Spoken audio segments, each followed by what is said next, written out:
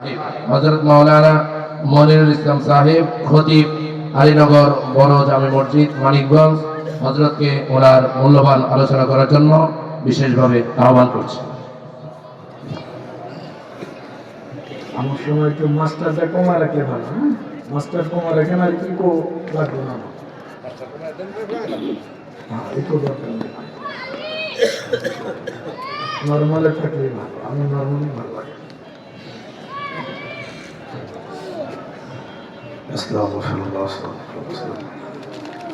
আসসালামু আলাইকুম ওয়া রাহমাতুল্লাহি ওয়া বারাকাতুহু।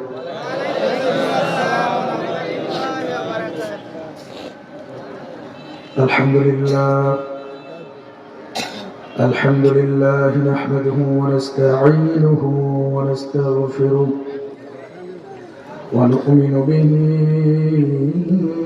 ونتوكل عليه ونعوذ بالله من شرور أنفسنا من يهده الله فلا مضل له ومن يضلله فلا هادي له وأشهد أن لا إله إلا الله وأشهد أن سيدنا ومولانا محمدا عبده ورسوله الذي أرسله بالحق بشيرا ونذيرا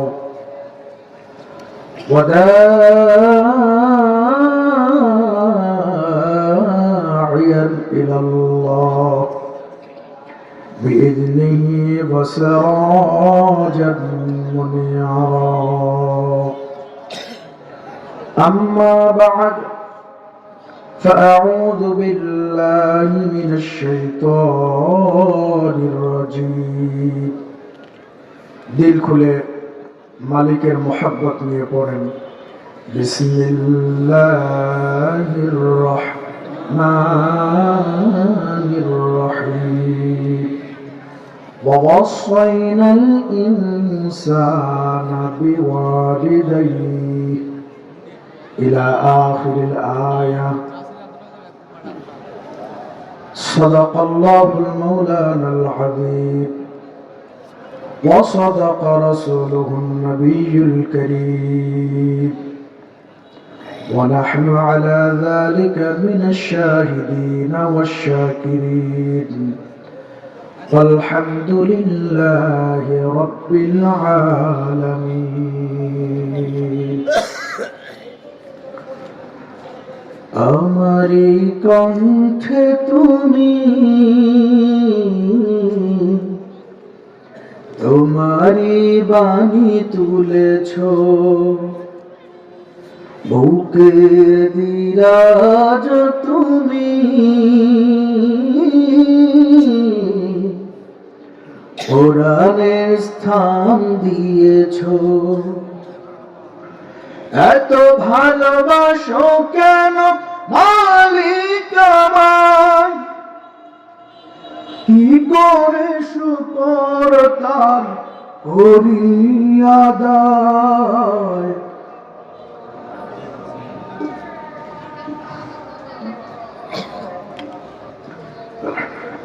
এত ভালোবাসো কেন মালিক আমায়, এত ভালোবাসো কেন মালিক আমায়।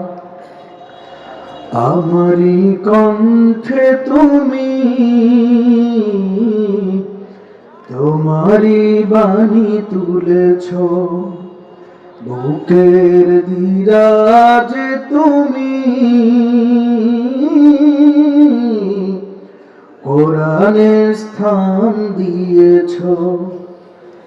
এত ভালোবাসো কেন মালিক আমায়, কি করে শুকর তার করি আদায়। এত ভালোবাসো কেন মালিক আমায়, এত ভালোবাসো কেন মালিক আমায়। পৃথিবীর দিকে দিকে অযুদির দে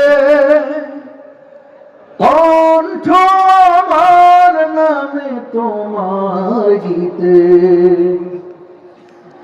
পৃথিবীর দিকে দিকে অযুদির দে কণ্ঠ আমার নামে তোমার গীতে। তৌফিকে তোমার নিয়ামত বেশমার, পেলো এ পরে মন সিজদা। আমারি কণ্ঠে তুমি তোমারি বাণী তুলেছ, বুকের দিরাজে তুমি কোরআনের স্থান দিয়েছ। এত ভালোবাসো কেন মালিক আমায়, কি করে শুকর তার করি আদায়। এত ভালোবাসো কেন মালিক আমায়, এত ভালোবাসো কেন মালিক আমায়। আলহামদুলিল্লাহ বলেন। মালিককে ভালোবাসেন কি বাসেন না? জোরে বলেন না ভাই। আচ্ছা, একটু হিডিং টেনে নেই। খাজা মঈনুদ্দিন চিশতি রাহমাতুল্লাহ আলাইহি নুরানি হাফিজিয়া মাদ্রাসা মাঠ প্রাঙ্গণে আজকে যে বিশাল তাফসীরুল কোরআন মাহফিলের সম্মানিত সভাপতি, মঞ্চে পিতৃতুল্য মুরব্বিয়ানি আযাব, সামনে উপবিষ্ট বাংলার প্রত্যন্ত অঞ্চল থেকে আগত দিন প্রিয়, ইসলাম প্রিয় মুমিন ভাইরা এবং পর্দার আড়ালের পর্দানিশীল আমার মা ও বোনেরা, সকলকেই অন্তরস্থল থেকে মোবারকবাদ। সর্বপ্রথম শুকরিয়া জ্ঞাপন করছি সেই মহান রবের তরে, যিনি আমাকে আপনাকে গুনাহমুক্ত একটি পরিবেশে আসার বসার তৌফিক দান করেছেন। দিল থেকে খুশি হয়ে রব্বে কারীমের শুকরগুজারি করি সকালবেলা আলহামদুলিল্লাহ। পেছনের ভাইরা হয়তো আল্লাহ যে গুনাহমুক্ত একটি পরিবেশে আনছেন, পেছনের ভাইরা মনে খুশি না, ঠিক না? খুশি হইলে পেছনের ভাইদের আওয়াজ কর, মেহেরবানি করে একটু আওয়াজ দিবেন। সকলেকে আল্লাহর প্রতি খুশি আছেন? যদি খুশি থাকেন দিল থেকে আবার বলি আলহামদুলিল্লাহ।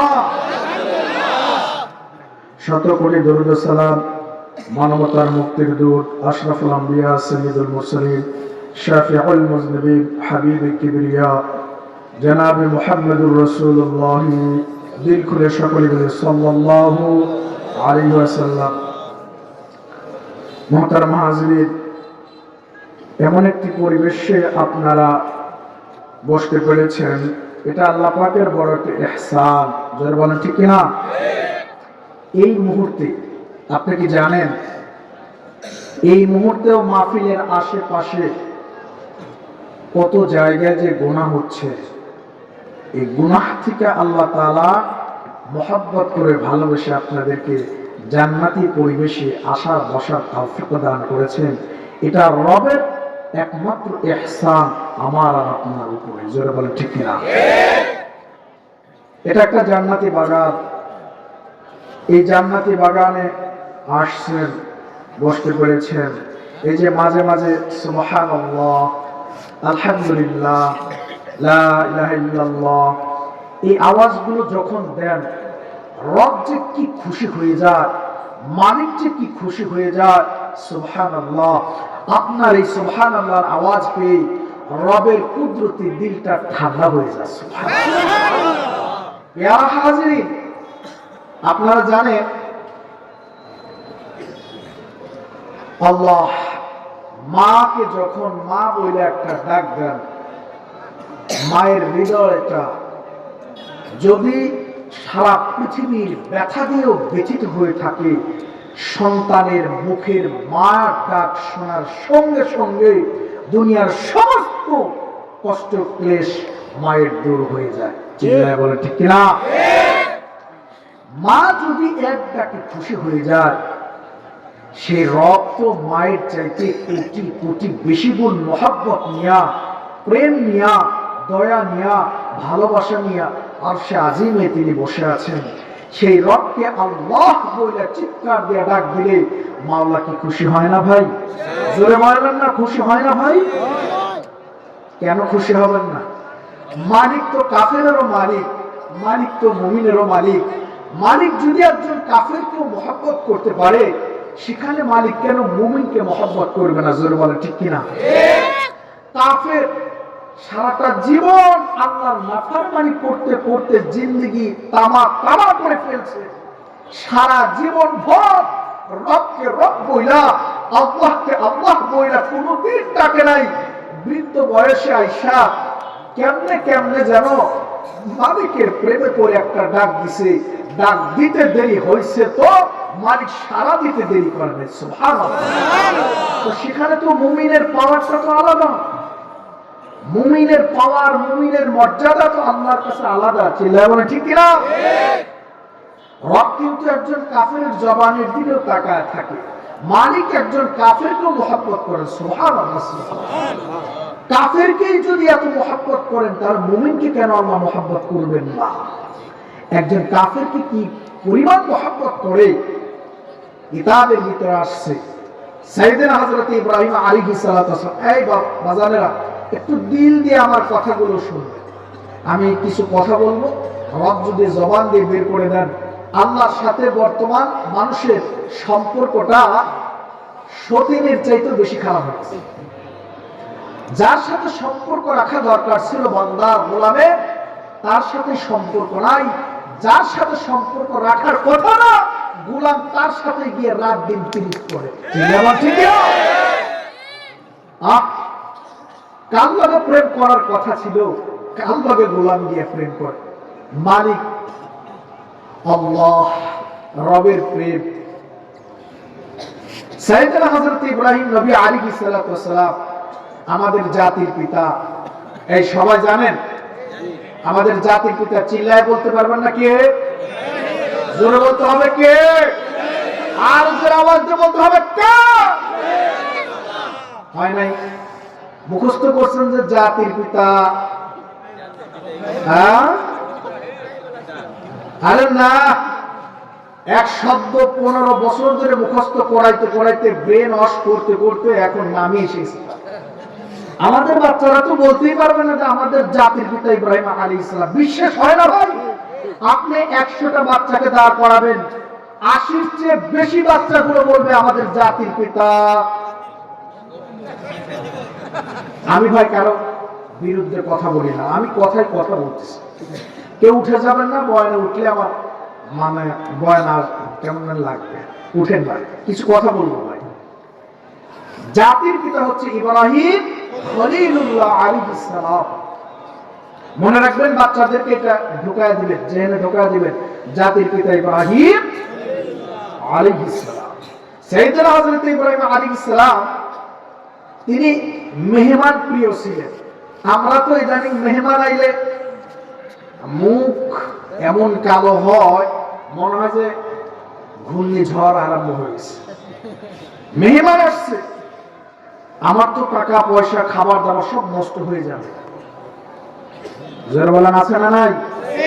অথচ মেহমান তার রিজিক নিয়ে আসে, শুধু তাই নয়, মেহমান যা রিজিক নিয়ে আসে, আল্লাহু আকবার, মেহমান যে বাড়িতে আসেন ওই বাড়িতে মেহমানের রিজিকে ছাড়াও আরো যারা আছে তাদের রিজিকেরও বরকত আল্লাহ বাড়ায় দেয়। এটা নবীদের একটা সুন্নাহ, মেহমান প্রিয় হওয়া। সাইয়েদনা হযরত ইব্রাহিম আলাইহিস সালাম মেহমান ছাড়া খাইতেন না। তিনি মেহমানের আশায় বসে আছেন। সকাল গড়ায় যায়, দুপুর গড়িয়ে যায়, মেহমান আসে না। ইব্রাহিম নবীও ইরাদা করছেন, আমি মেহমান ছাড়া খানায় হাত মেহমান আসে না। আল্লাহ পাক ইব্রাহিম নবীর দ্বারে এমন একজন মেহমান পাঠাইলেন, আল্লাহ, যে নাকি আল্লাহর কাছেও প্রিয় না, যে স্বয়ং রবের কাছেও প্রিয় না, এমন একজন গোলামকে আল্লাহ ইব্রাহিম নবীর দস্তরখানার মেহমান বানানোর জন্য আল্লাহ পাঠাইছে। ইব্রাহিম নবী দরজার সামনে ইব্রাহিম খলিলুল্লাহ আলাইহিস সালাম দাঁড়া আছে। মেহমানকে আল্লাহ পাঠিয়ে দিছি, যা আমার প্রিয় পয়গম্বর খলিলুল্লাহ মেহমানের আশায় বসে আছি, তাড়াতাড়ি চলে যা।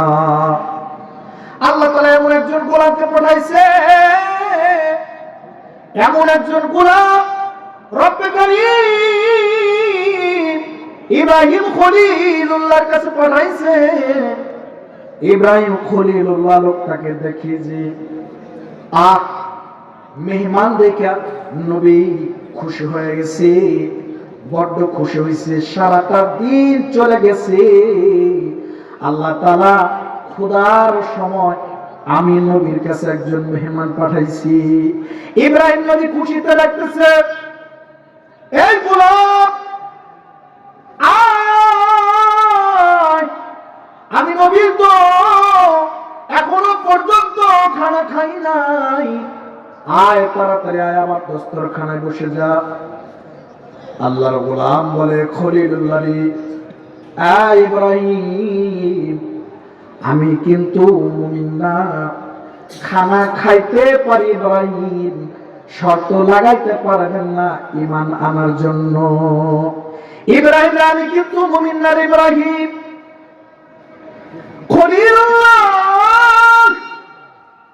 আল্লাহর নবী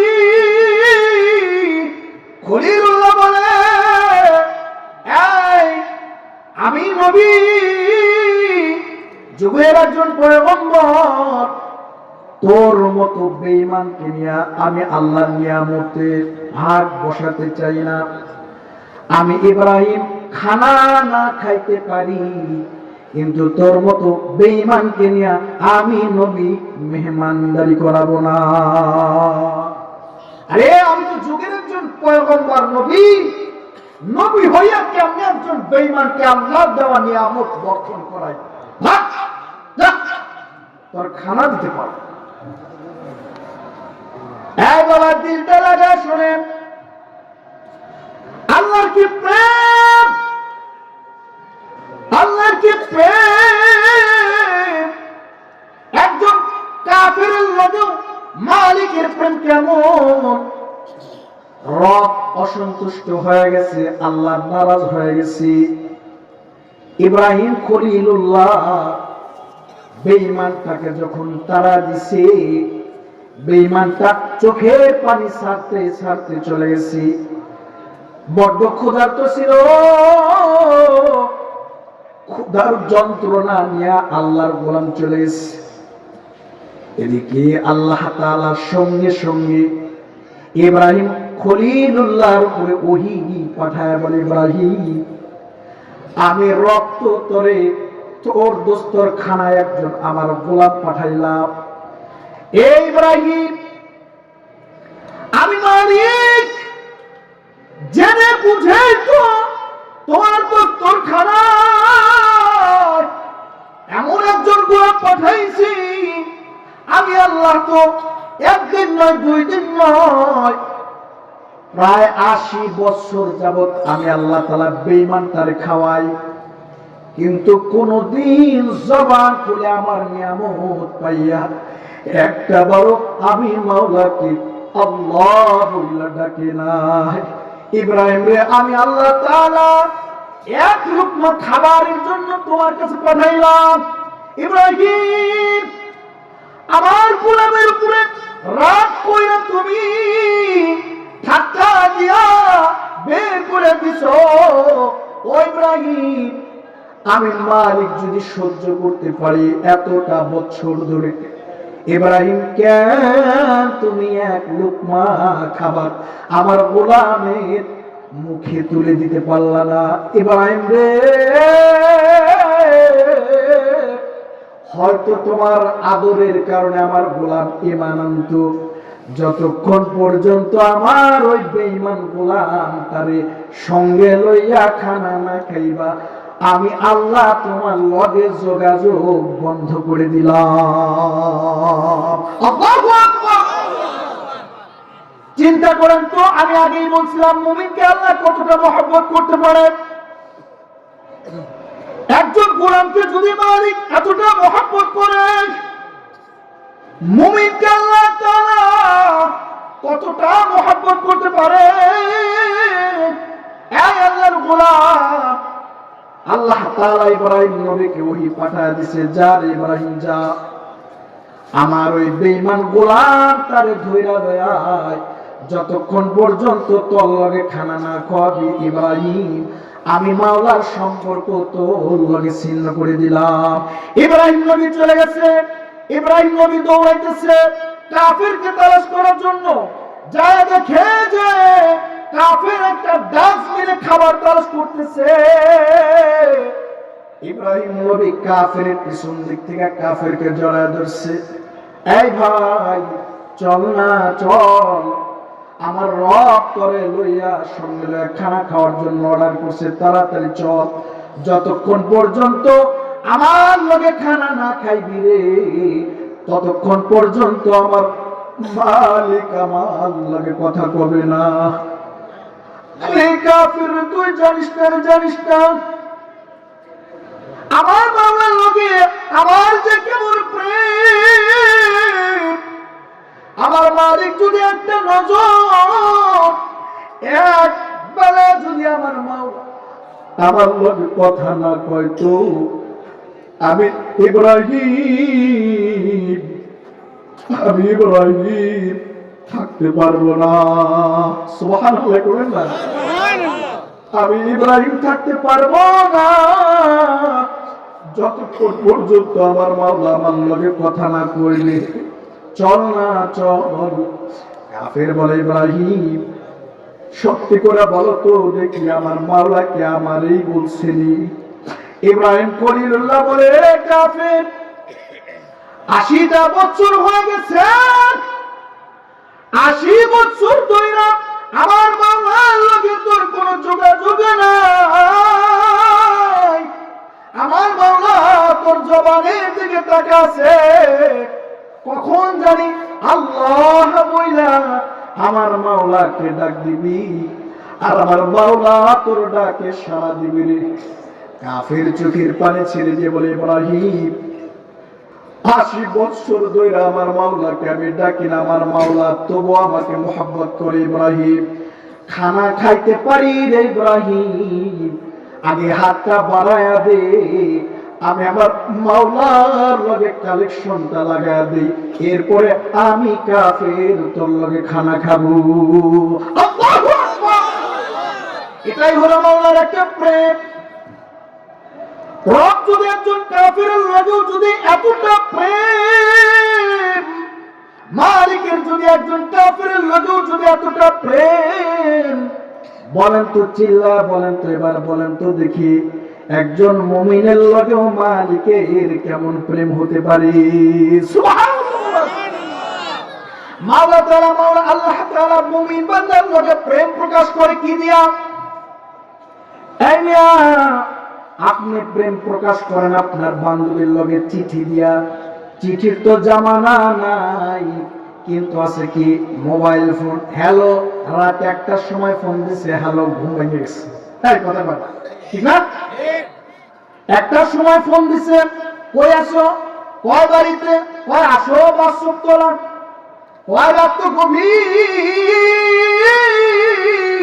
কয় না না গভীর মানি না, এক্ষুনি রাত্রে তোমার আসাম লাগবো, কয় নির্জনে তোমার লগে প্রেম করবার চাই, কয় সারাটা দিন সমস্ত মানুষগুলা জায়গা থাকে, কিন্তু রাতের অন্ধকারে কেউ দেখবে না।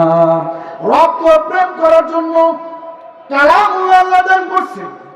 মুমিনের লগে মালিক রাতের আধারে, মালিক তো মুমিন গোলামের লগে প্রেম করতে চায়। প্রেমের জন্য আল্লাহ তাআলা কালামুল্লাহ দিয়ে দিছি। কিতাবের ভিতরে আসছে যে কালামুল্লাহ খুলতে দেরি তো মাওলার লগে প্রেম আরম্ভ দেরি হয় না। সুবহানাল্লাহ, সুবহানাল্লাহ।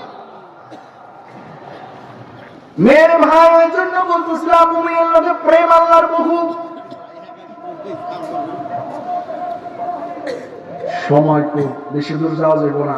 আপনাদের সামনে আমি একটা আয়াতে কালিমা তেলাওয়াত করি সূরা লুকমান থেকে, ওয়াসাইনাল ইনসানা বিওয়ালিদাইহি ইহসানা।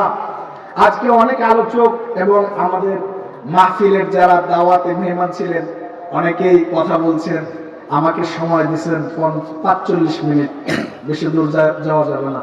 তো যাই হোক, আমি আপনাদেরকে যেদিকে আলোচনা করতেছিলাম এটা হলো মালিকের লগে বান্দার একটা সম্পর্ক একেবারেই নষ্ট। চিল্লাবল ঠিক কিনা? সম্পর্কটা নাই বিধায় আমরা নানান পেরেশানির ভিতরে আছি। চিল্লাবল ঠিক কিনা? তো ভাই আমরা সম্পর্ক জোড়া দিব তো ইনশাআল্লাহ। সম্পর্ক জোড়া দিবেন কিসের মাধ্যমে? বিড়ি খাওয়ার মাধ্যমে, ঠিক না? হ্যাঁ হ্যাঁ, রাতের আধারে গাঞ্জা পুটলি লয়ে টান মারবেন আর আল্লাহ আল্লাহ ডাক মারবেন, পারবেন তো? হ্যাঁ, তাও হবে না। মালিকের লগে প্রেম হয় কিসের দ্বারা? কিসের দ্বারা? বলেন বলেন বলেন। নামাজের মাধ্যমে। মুমিনের ঈমান গ্রহণ করছেন, মুমিন দাবি করছেন, সর্বপ্রথম আপনার উপরে যে বিধানটা আল্লাহর পক্ষ থেকে আরোপিত হয় সেটা হলো সালাত। কি বলেন? নামাজ কায়েম করবেন। যাও, আলোচনার বিষয়টা আমার ওয়াসাইনাল ইনসানা বিওয়ালিদাইহি ইহসানা। আল্লাহ তাআলা সূরা লুকমানের ভিতরে লুকমান আলাইহিস সালামের অনেকগুলো চমৎকার কথাগুলো আল্লাহ তাআলা কোরআনে তুলে ধরছেন, খুব মধুময় কথাগুলো। ওইদিকে যাওয়ার সময় আমার নাই। এই সূরাটা তেলাওয়াত করতে গেলে কি যে ভালো লাগে। সূরা লুকমান আলাইহিস সালাম তিনি কোন নবীও ছিলেন না, বড় বুজুর্গ ছিলেন, বড় আবেদ ছিলেন, বড় হাকিম ছিলেন। সুবহানাল্লাহ, সুবহানাল্লাহ। আল্লাহ তাআলা নবী না হওয়ার পরেও আল্লাহ সুবহানাহু ওয়া তাআলা হাজার হাজার লক্ষ বছর পরে আল্লাহ তাআলা মুহাম্মদুর রাসূলুল্লাহর উপরে লুকমান আলাইহিস সালামের কিছু চমৎকার কথাগুলো আল্লাহ তুলে ধরছেন। সুবহানাল্লাহ। সূরা লুকমানের ভিতরে আল্লাহ তাআলা ওই লুকমানের ওয়াজটাকে আল্লাহ তুলে ধরছেন। ওয়াসাইনাল ইনসানা বিওয়ালিদাই ইহসানা হামালাতহু উম্মুহু ওয়াহনান আলা ওয়াহন ইলা আখিরিল আয়া। এই আয়াতে কারিমা সূরা লুকমান আলাইহিস সালাম বলেন, এই সন্তান শোনো, মা বাবার সাথে কখনোই খারাপ আচরণ করিও না, ইহসানপূর্ণ আচরণ করো, খারাপ আচরণ করিও না, মাধুর্যপূর্ণ আচরণ করো, মা বাবা যেন কষ্ট না পায়। কই কেন কেন কেন? কই তোমার মা, তোমার জনম দুঃখিনী মা কষ্টের উপরে কষ্ট করে তোমারে পেটে ধারণ করছে। চিল্লায় বলেন ঠিক কিনা? সমাজের ভিতরে এই কথাটা আমি কেন তুলে ধরলাম? ওয়াজ তো বিভিন্ন আছে, কেন আমি ধরলাম? বর্তমান প্রেক্ষাপট যা বোঝা যাচ্ছে, সন্তান আর মা বাবার সাথে সম্পর্ক এতটাই জঘন্যতম যে মনে হয় একজন মুমিন একজন কাফেরের সাথে এর চাইতেও বেশি জঘন্য খারাপ আচরণ করে। চিল্লাবেন ঠিক না? প্রিয় হাজরিন, মা যেই মা দোয়া করলে আল্লাহ তাআলা কাফের বেদিন মায়ের দোয়াও আল্লাহ ফেরত দেয় না, অথচ সেই মা আর বাবার সাথে আমাদের রূঢ় আচরণ। কিন্তু মাশাআল্লাহ শাশুড়ির সাথে অত্যন্ত আদব বলা আছে। আম্মু আম্মু কিছু খাবেন না? বেতন তো পাইছি 30,000, বলেন বলেন কি খাবেন? হোস্টেলে যাবেন, বিভিন্ন হোটেল আছে, যাবেন, আপনি যা ইচ্ছা তাই খাবেন, আপনার খুশি তো আমার খুশি। মাইরে দিছে একটা টাকা 10,000 নাই, 5,000 নাই, দমারে মানতেছে। কিন্তু যখন মা যখন বলে বাজান গিরের ব্যথায় আমি বাঁচি না রে বাবা, 100টা টাকা দে, একটু ব্যথার ওষুধটা লয়ে আসতাম, দিবি না বাবা, দিবি না, দে না। বাস্তব কথা বলতেছি। সন্তান বলে মা 100 টাকা নাই, কিছু টাকা আছে, পরের মাসে। সন্তান এই কথাগুলো উচ্চারণ করতে দেরি তো আমার রবের আরশে আজিব কাঁপতে দেরি হয় না, কাঁপতে দেরি হয় না। হাদিসে আসছে আল্লাহ তাআলা 3 ব্যক্তির দোয়া কখনোই ফেরত দেয় না। তার ভিতরে মা হলো, মা আর বাবাকে আল্লাহ রাসূল বলছেন। মুসাফিরের দোয়া আল্লাহ ফেরত দেয় না। মাজলুমের দোয়া আল্লাহ ফেরত দেয় না, মা বাবার দোয়া আল্লাহ তাআলা ফেরত দেয় না। বন্দুকের গুলি মিস হইতে পারে, কিন্তু জনম দুঃখিনী মা বাবার গুলি বদদোয়া বা দোয়া কখনোই মিস যাবে। অথচ সেই মায়ের কাছ থেকে আজকে একটু প্রাণ ভরে দোয়া নেব, সেই দোয়া নেওয়ার ক্ষমতাই আমাদের নাই। পেয়ারা হাজরিন, এই মা যখন চলে যাবে, চলে যাওয়ার পর যখন আফসোস করবেন, তখন আর কুল কিনারা পাবেন না। লক্ষ লক্ষ টাকা নিয়ে যখন মায়ের কবরে যাবেন, একটা টাকার ওষুধ জনম দুঃখিনী মারে কিনা দিতে পারবেন না, কিনে দিতে পারবেন। এই মাজলিসে আমি জানি এমন সন্তান আছে, মায়ের নেক সন্তান, যেই সন্তানটা ছোটবেলায় মাকে কিচ্ছু দিতে পারে নাই, চোখের সামনে মা তালিকে তালি পোশাক পরে পরে মা ঘুরছে, কিন্তু আজ সন্তানের হাজার হাজার টাকা হয়ে গেছে, তো মার একটা নতুন শাড়ি কিনে দেওয়ার মতো ক্ষমতা তার নাই। মাঝে চলে গেছে, মাঝে চলে গেছে। বাস্তবে একটা ওয়াকে আমার মনে পড়লো, বাংলাদেশের কথাই বলি। এক সন্তান, খুবই গরিব ঘরের সন্তান, বাবা ভ্যান চালায়া খুব কষ্ট করে সন্তানটাকে কোনো মতে এসএসসি পাস করাইছেন। এরপরে সন্তানকে আর পড়ানোর মতো সক্ষমতা বাবার নাই, জনম দুঃখিনী মায়েরও নাই। সন্তান মা বাবার দুঃখ লাঘব করার জন্য এই বাংলাদেশের এক জায়গায় চাকরি নিছে, গার্মেন্টসে চাকরি নিছে। এমন সময় ঈদের কিছুদিন পূর্বে, আমি শেষ করে দিব, ঈদের কিছুদিন পূর্বে মায়ের পক্ষ থেকে সন্তানের কাছে চিঠি গেছে। বাস্তব কথা বলতেছি আমি, অবাস্তব কথা।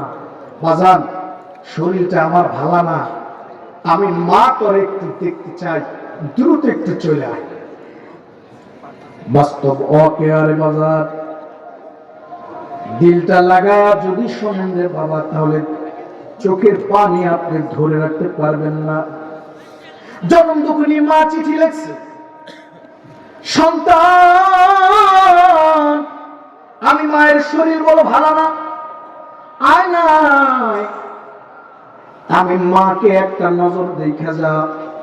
সন্তান নেক সন্তান চিঠির উত্তর লিখছে, মা সামনে তো ঈদের ছুটি পাবো গো মা, তোমার জন্য দামি একটা শাড়ি আমি কিনতে পারবো মা, আমি বোনাস পাবো মা, অনেক টাকা পাবো মা, এই টাকা দিয়ে তোমার জন্য দামি শাড়ি কিনবো, আমার বাবার জন্য দামি দামি পোশাক কিনবো মা, আমার ছোট্ট বোনের জন্য দামি দামি পোশাক কিনবো। মার কয়েকটা দিন অপেক্ষা করো, আমি আসতেছি মা। বেশ ভালো।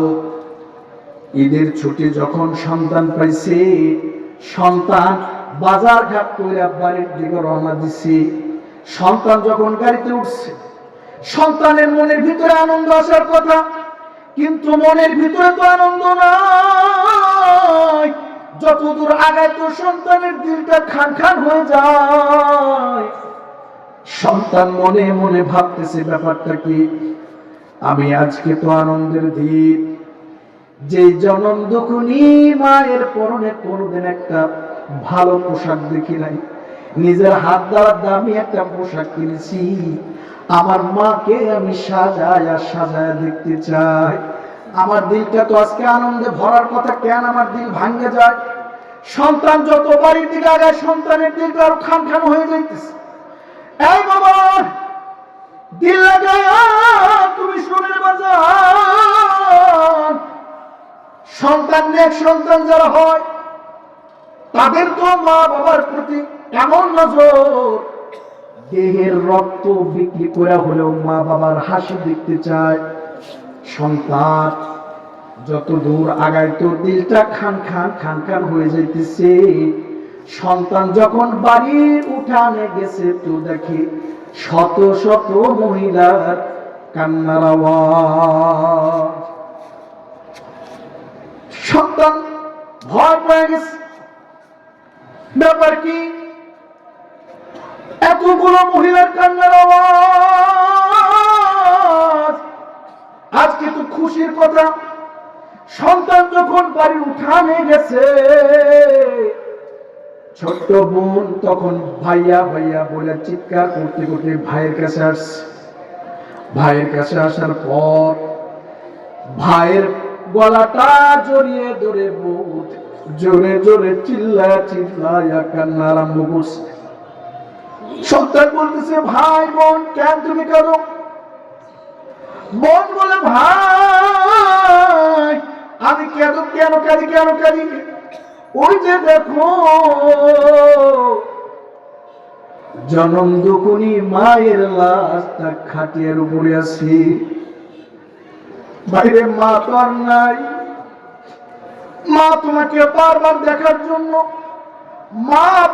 দেখার জন্য তোমাকে চিঠিতে উল্লেখ করেছে। ভাই কেন তুমি আগামীকাল আসলা না, মায়ের মুখটা দেখতে পাইতা। সন্তান কাপড়ের গাঁটটিটা লইয়া মায়ের খাটিয়ার কাছে গেছে।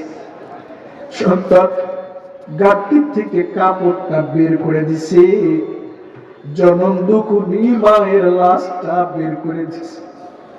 সন্তান বলে, মা এত দাম দিয়ে তোমার জন্য কাপড় কিনছি, মা কেন তুমি সাদা কাপড় কইরা তুমি কেন মুখটা ঢাইকেছ?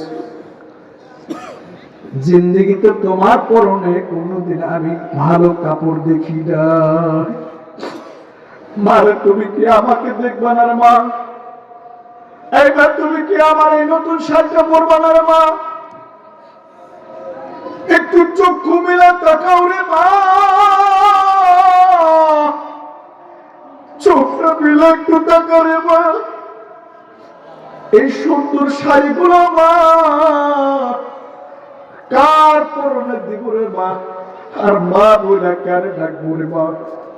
মেরে ভাই ও নেক সন্তান যারা হয়, যাদের সন্তান, যে সকল সন্তানগুলোর মা বাবা চলে গেছে, ওই সন্তানগুলো বুঝে যে জনম দুঃখী মা বাবা হারানোর ব্যথাটা কি। জনম ঠিক কিনা? এই দুঃখ তো আমার নবীও পাইছেন রে বাজার। 6 বছর বয়সে আল্লাহর নবী যখন মায়ের সাথে বাবার কবর জিয়ারত করার জন্য যখন পয়গম্বর সফর করছিলেন, মা জনম দুঃখী হালিমাতুস সাদিয়াকে নিয়ে মা হযরতে আল্লাহর রাসূল পয়গম্বর যখন মায়ের সাথে যখন বাবার কবর জিয়ারত করার জন্য গেছে, কবর দেখা আসার সময় জনম দুঃখী মাও চলে গেছে। আল্লাহর নবী মা হারা। নবী আমার মায়ের জন্য এত কাঁদছেন। কিতাবের ভিতরে আসছে আল্লাহর রাসূল 6 বছর বয়সে নিজের মা আমিনাকে হারাইয়া পাগলের মতো হয়ে গেছিলেন। এজন্য কিতাবে আসছে নবীর কাছে যখন কোন জনম দুঃখী মা দোয়া চাইতেন, আল্লাহর নবী নিজেই বলতেন, মা রে আমি দোয়া করব না, বরং তুমি মা হাত তুলে আমিন আমিন বলো। আমি রাসূল আমিন আমিন বলবো। আমি রাসূলের আমিন বলার আগে তোমার মুখ থেকে আমিন আল্লাহ আগে কবুল করবে। সুবহানাল্লাহ, সুবহানাল্লাহ। রাসূলের মায়ের প্রতি এতটা দরদ ছিল, বাবার প্রতি এতটা দরদ ছিল। এজন্য তো আল্লাহ রাসূলের কাছে কোন মানুষ যদি অভিযোগ নিয়ে আসতেন, যেমন হাদিসের কিতাবে আছে সাইয়েদনা হযরত আবু হুরায়রা রাদিয়াল্লাহু তাআলা আনহু আল্লাহর নবীর কাছে আসছেন, পয়গম্বর আমার মা তো এখন ইসলাম গ্রহণ করেন নাই, ওগো সরকার আপনার হাতে মুসলমান হওয়ার কারণে আমার মা আমাকে প্রতিদিন লাঠি দ্বারা আঘাত করে। এই যে নবী আজকেও দেখেন আমার পিঠে কতগুলো আঘাত আছে,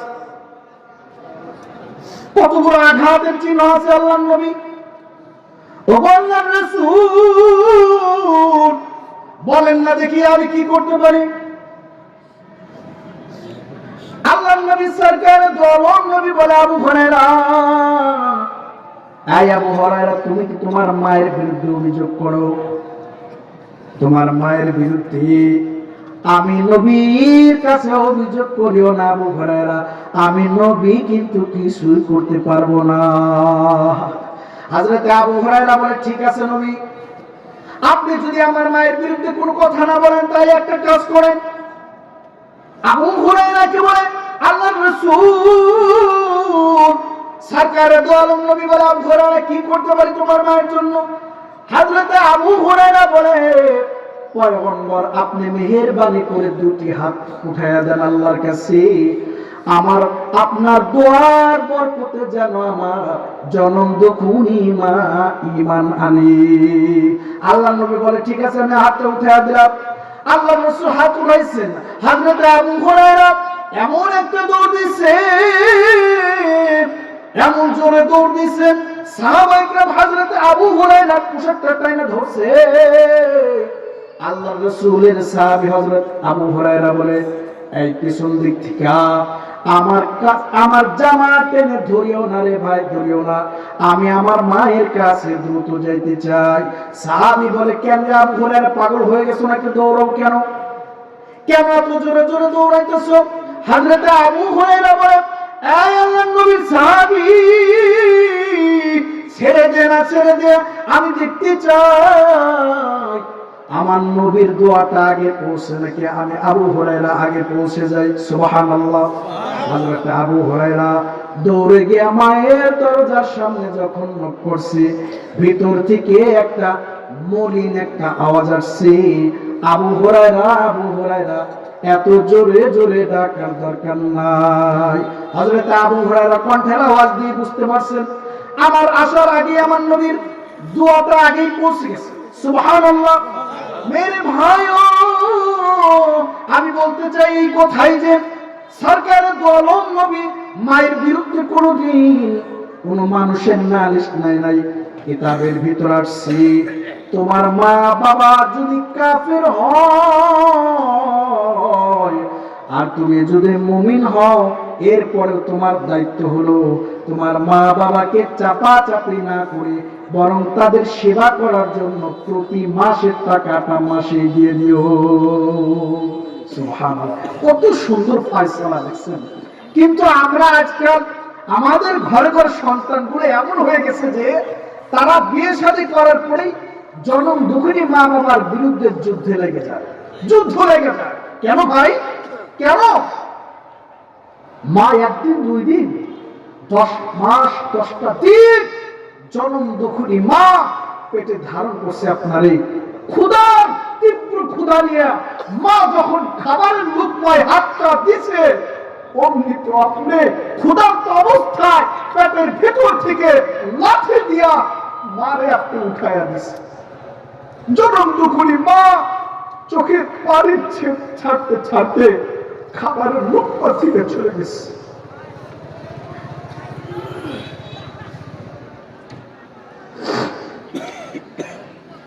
আপনার কারণে মা ঠিক মতো খানা খাইতে পারে নাই, আপনার লাঠির কারণে মা কখনো ভালো খাদ্য খাইতে পারে নাই, চোখের পানি ছাড়তে ছাড়ে খাদ্য থেকে উঠে গেছে। সেই মারে কষ্ট দিবেন, আল্লাহ খুশি থাকবে? চিল্লায় বলেন আল্লাহ খুশি থাকবে? কথা বলার সুযোগ নাই, তাহলে আপনাদের সামনে আরো বলতাম, সময় অনেক অল্প আমাকে দেওয়া হয়েছে। যা হোক, আল্লাহ যদি কখনো এই চান্দরা অথবা আশেপাশে আসার তৌফিক দান করে মন ভরে আলোচনা শোনাবো ইনশাআল্লাহ।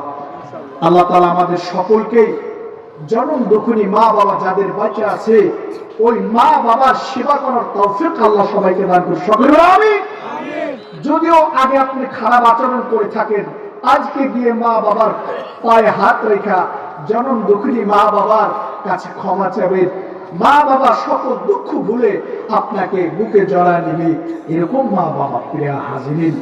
আর যাদের মা বাবা নাই তাদের জন্য মা বাবাকে খুশি করার একটা মাধ্যম হইল সাদাকায়ে জারিয়া। এই যে মাদ্রাসা, মসজিদ, এগুলোতে যত দান করবেন, কবর থেকে জনম দুঃখিনী মা বাবা খুশিতে আত্মহারা হয়ে যাবে এবং কি কবর থেকে আল্লাহর কাছে আদালতে কিবরিয়ায় মালিকের কাছে তার কবর থেকে দোয়া আরম্ভ করবে। কবরের দোয়া সন্তানের লাগবে, ওই সন্তান সমস্ত বড় বড় বালা মুসিবত থেকে আল্লাহ তাআলা মায়ের দোয়ার বদলে আল্লাহ তাআলা ফিরিয়ে দেবে। সুবহানাল্লাহ। ইনশাআল্লাহ আমরা এই আমল করব তো ইনশাআল্লাহ। যেমন সব অনেকে হাত তুলতেছেন, তার মানে মা বাবার সাথে এখন খারাপ আচরণ করবেন। আপনারা আজকের পর থেকে মা বাবার সাথে খারাপ আচরণ করবেন? করবেন না তো ইনশাআল্লাহ? আল্লাহ তাআলা আমাদের সকলকে দিন বোঝার, মানার, আমল করার তৌফিক আল্লাহ দান করুন। সকলে বলে আমিন। ওয়া আখিরু দাওয়ানা আনিল হামদুলিল্লাহি রাব্বিল আলামিন। আসসালামু আলাইকুম ওয়া রাহমাতুল্লাহি ওয়া বারাকাতুহু।